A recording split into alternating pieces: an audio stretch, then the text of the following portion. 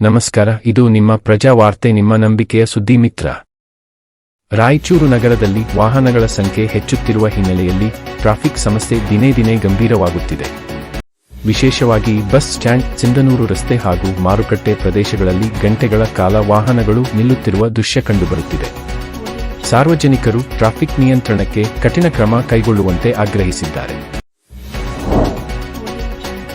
ಉಡುಪಿ ಜಿಲ್ಲಾ ನ್ಯಾಯಾಲಯಕ್ಕೆ ಇಮೇಲ್ ಮೂಲಕ ಬಾಂಬ್ ಬೆದರಿಕೆ ಬಂದಿದೆ. ತಕ್ಷಣ ಪೊಲೀಸರು ಮತ್ತು ಬಾಂಬ್ ನಿಷ್ಕ್ರಿಯ ದಳ ಪರಿಶೀಲನೆ ನಡೆಸಿದ್ದು, ಇದು ಸುಳ್ಳು ಮಾಹಿತಿ ಎಂದು ತಿಳಿದುಬಂದಿದೆ. ಜನರಲ್ಲಿ ಆತಂಕ ಉಂಟಾದರೂ ಪರಿಸ್ಥಿತಿ ನಿಯಂತ್ರಣದಲ್ಲಿದೆ.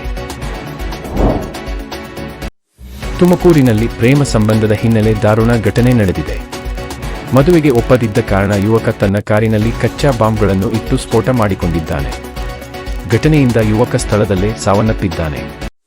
ಈ ಘಟನೆ ಪ್ರೇಮ ವ್ಯಥೆಯಿಂದ ಉಂಟಾದ ಆತಂಕಕಾರಿ ಉದಾಹರಣೆಯಾಗಿ ಕಾಣುತ್ತಿದೆ.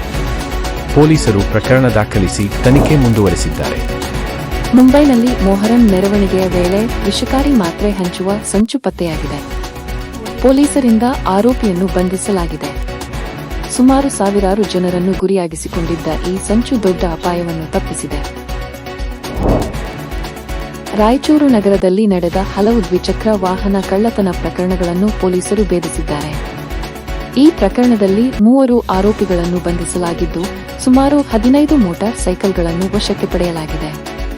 ಕಳ್ಳತನಗೊಂಡ ವಾಹನಗಳ ಮೌಲ್ಯ ಲಕ್ಷಾಂತರ ರೂಪಾಯಿಗಳಾಗಿದೆ ಎಂದು ಪೊಲೀಸ್ ಇಲಾಖೆ ತಿಳಿಸಿದೆ. ಈ ಕಾರ್ಯಾಚರಣೆ ಸಾರ್ವಜನಿಕರಲ್ಲಿ ಭದ್ರತಾ ವಿಶ್ವಾಸವನ್ನು ಹೆಚ್ಚಿಸಿದೆ.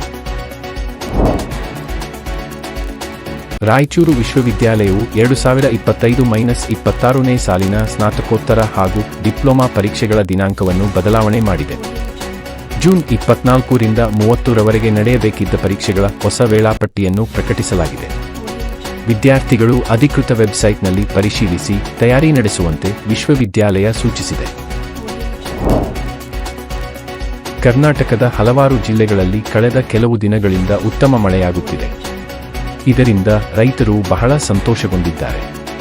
ವಿಶೇಷವಾಗಿ ರಾಯಚೂರು, ಕೊಪ್ಪಳ, ಬೆಳಗಾವಿ ಭಾಗಗಳಲ್ಲಿ ಬೆಳೆಗಳಿಗೆ ಸಾಕಷ್ಟು ನೀರು ದೊರೆತಿದೆ. ಇದರಿಂದ ಈ ಬಾರಿ ಉತ್ತಮ ಬೆಳೆ ಉತ್ಪಾದನೆಯ ನಿರೀಕ್ಷೆ ಹೆಚ್ಚಾಗಿದೆ. ಆದರೆ ಕೆಲವು ತಗ್ಗು ಪ್ರದೇಶಗಳಲ್ಲಿ ನೀರು ನಿಂತಿರುವುದರಿಂದ ಬೆಳೆ ಹಾನಿಯ ಭೀತಿ ಕೂಡ ಇದೆ. ಸರ್ಕಾರ ಕೃಷಿ ಇಲಾಖೆಯ ಮೂಲಕ ರೈತರಿಗೆ ಮಾರ್ಗದರ್ಶನ ನೀಡುತ್ತಿದೆ. ದೇಶದಾದ್ಯಂತ ಪೆಟ್ರೋಲ್ ಮತ್ತು ಡೀಸೆಲ್ ಬೆಲೆಗಳಲ್ಲಿ ಮತ್ತೆ ಏರಿಕೆ ಕಂಡುಬಂದಿದೆ. ಇದರಿಂದ ಸಾಮಾನ್ಯ ಜನರಿಗೆ ದಿನನಿತ್ಯ ಖರ್ಚು ಹೆಚ್ಚಾಗಿದೆ.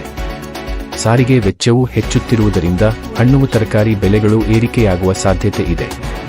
ಸಾರ್ವಜನಿಕರು ಸರ್ಕಾರದ ವಿರುದ್ಧ ಅಸಮಾಧಾನ ವ್ಯಕ್ತಪಡಿಸುತ್ತಿದ್ದಾರೆ.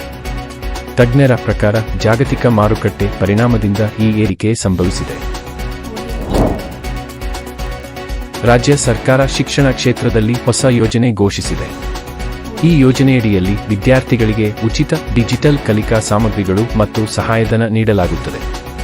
ಗ್ರಾಮೀಣ ಪ್ರದೇಶದ ವಿದ್ಯಾರ್ಥಿಗಳಿಗೆ ಇದರಿಂದ ಹೆಚ್ಚಿನ ಪ್ರಯೋಜನವಾಗಲಿದೆ. ಶಿಕ್ಷಣದ ಗುಣಮಟ್ಟವನ್ನು ಹೆಚ್ಚಿಸುವುದೇ ಈ ಯೋಜನೆಯ ಉದ್ದೇಶವಾಗಿದೆ. ಶಿಕ್ಷಕರು ಮತ್ತು ಪೋಷಕರು ಸರ್ಕಾರದ ಈ ಕ್ರಮವನ್ನು ಸ್ವಾಗತಿಸಿದ್ದಾರೆ.